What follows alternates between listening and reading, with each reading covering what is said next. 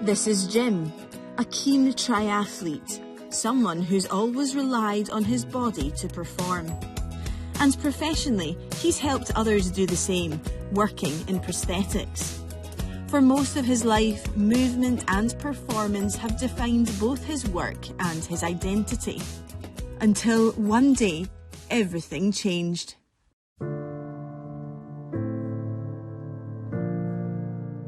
I'm off on my bike and I get hit by a lorry and got run over and got crushed. I lost my arm in the process. And what was that experience like? Ooh, intense. I was fully conscious throughout. I thought I was going to die. After 6 weeks in a coma, I was very surprised to wake up and finding I was still alive with a somewhat modified body shape. At the time, I wasn't sure whether I was going to survive because I had internal injuries. But putting that to one side, I had something to concentrate on, and that was actually working on my own rehabilitation. As someone that understands prosthetics inside out, did that knowledge help you?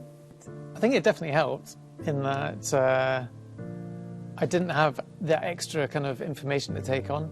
I can imagine that somebody coming into my situation without that knowledge would be completely at sea.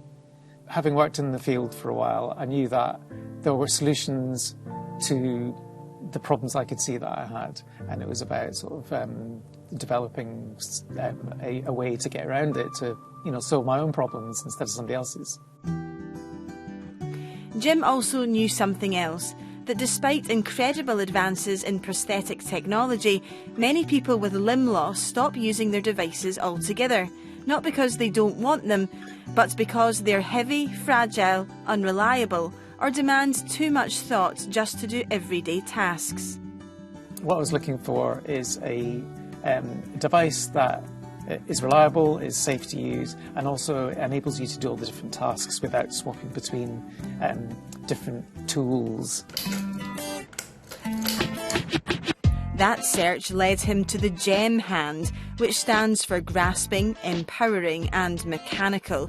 It is the world's first multi-articulated body-powered hand. In Jim's case, it is attached directly to his body using a titanium implant fixed into the bone. And he's the first person to use it in the UK. The GEM itself is quite adaptive in its use, in that we can move the thumb around, we can change the grasp pattern. Unlike many advanced prosthetics, GEM doesn't use batteries, motors or software. It's powered entirely on cable and harness mechanics.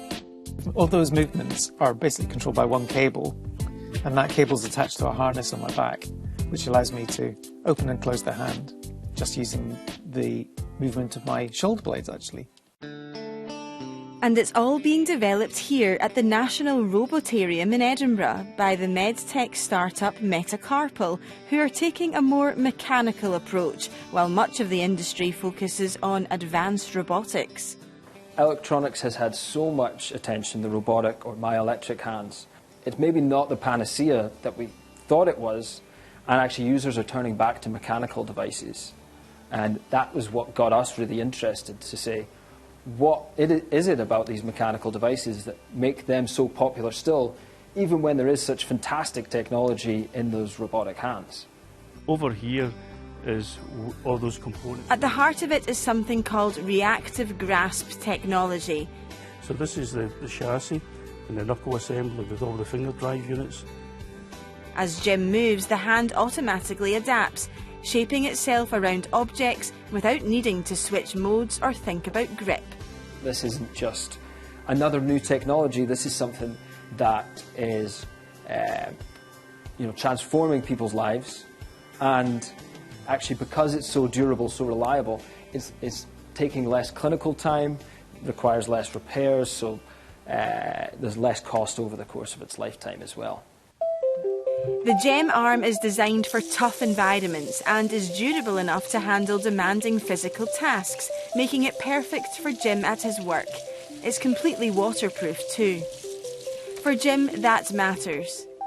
My life is about probably three main environments. So you've got the work environment, which is really important to me. That was a major goal, to return to work. In the home environment and the social environment. So being able to interact with people in a social way, and also do home tasks, if you like, sort of household tasks. And then there's the sports side of things, which is really important to me. This isn't really a story about futuristic technology. It's about something much simpler. It gives me the opportunity to explore new ground. As a transhumeral amputee, I've lost a lot of function, and to be able to use simple but adaptive and sophisticated devices is great, and I can teach other people to use these pieces of kit as time goes on, so we're all kind of learning together, which is kind of exciting, really.